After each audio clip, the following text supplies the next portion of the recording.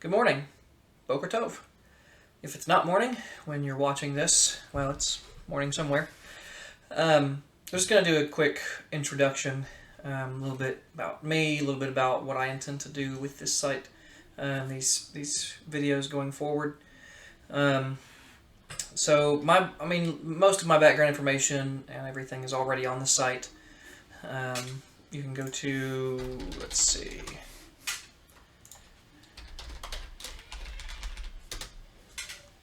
So under About, you've got About Me, you've got a history of the site, so that's pretty much already there. I'm not going to rehash most of that.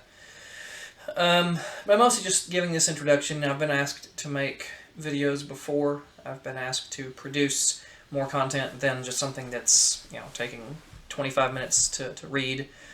Sometimes people want to listen to something in the car, or maybe they can listen, but they don't have time to stop and read. People are busy, and I get it. I've got 4 kids. In fact, if you hear some weird background noises, that's probably what that is.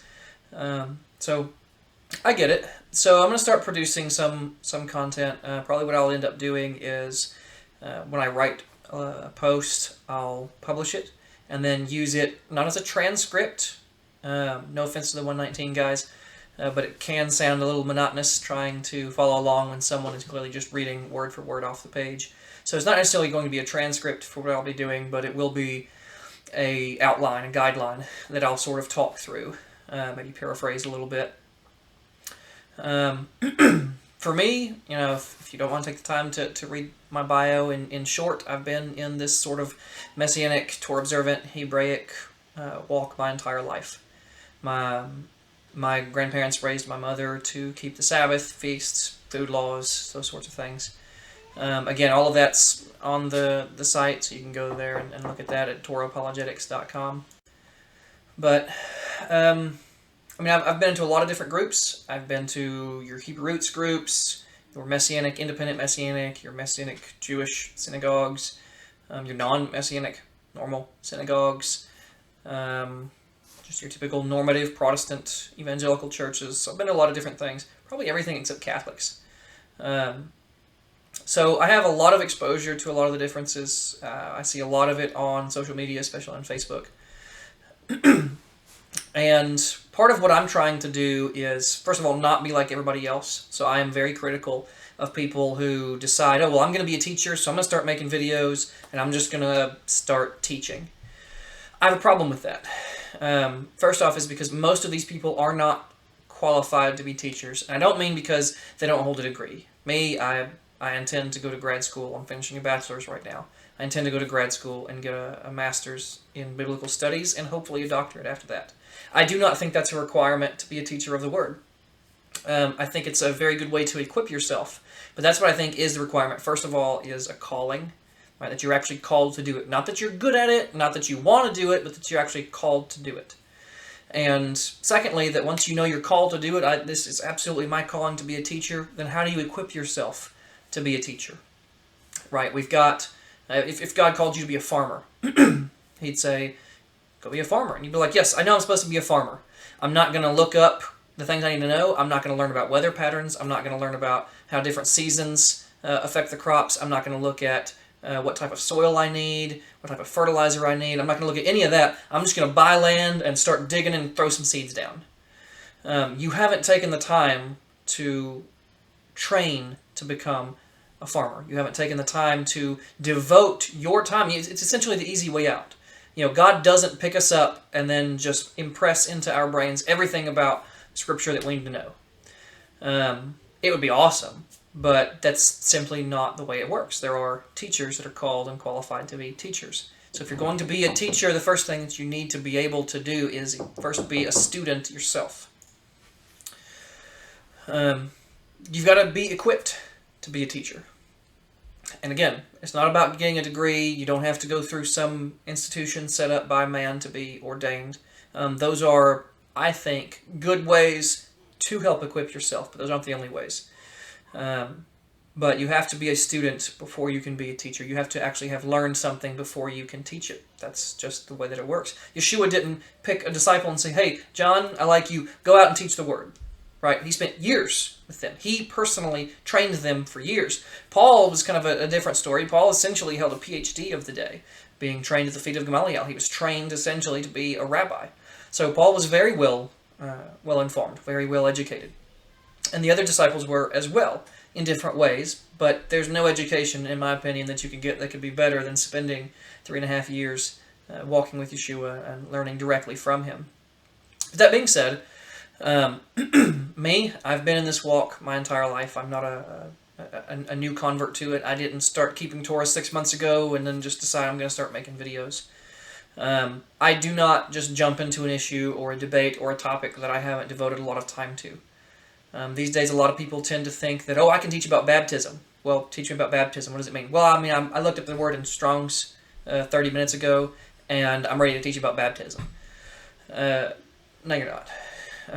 Again, perhaps I'm too critical, but at the same time, I don't want to be hypocritical. I don't want to criticize those who put together material to teach others without much forethought, without much transparency, without much background, if I'm not willing to provide that myself. So this is sort of my introduction. That's sort of what I'm about. I generally try to do two things. One is I want to promote biblical truth through addressing what I believe is false teaching, or at least misinformed or incomplete teaching from the normative church. Probably the biggest thing that we can all agree on here is that the law has not been done away with. Torah is forever. Sabbath did not change to Sunday. We can all pretty much agree on that.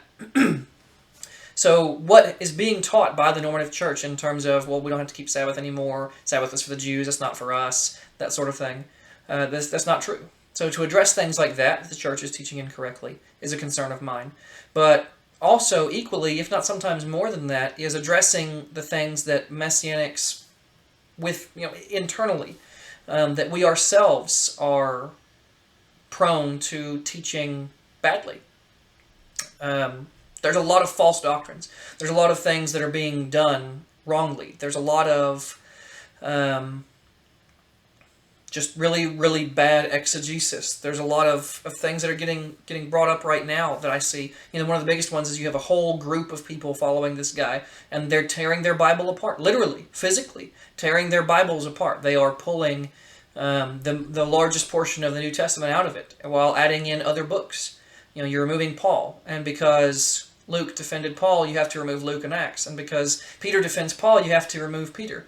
Well, now you're left with essentially a third of the New Testament. And in the meantime, these people are commonly also adding in other books. They're adding in Enoch and Jubilees, books that are useful, I agree, but are not on the same level of Scripture. And I'll get into that at some point as well. But for now, what I want to start with, the end of this video is, like I said, this is my purpose. This is what I'm intending to accomplish by producing material. And what I want to do is start addressing some of these major issues. So one of the things that I'm going to start with, probably by the next video after this, will be addressing what I call Sadduceanism that has crept into the faith. A lot of people are unknowingly, I posted this on Facebook recently, a lot of people are unknowingly right now Sadducees. They are unknowingly professing Sadducean beliefs. And they were just as wrong 2,000 years ago as they are today. So, sort of offer a little teaser to it. This idea that all of Scripture is not equal. That there are portions of Scripture that are reigning supreme. That there is some portions of Scripture that are more Scripture than the others.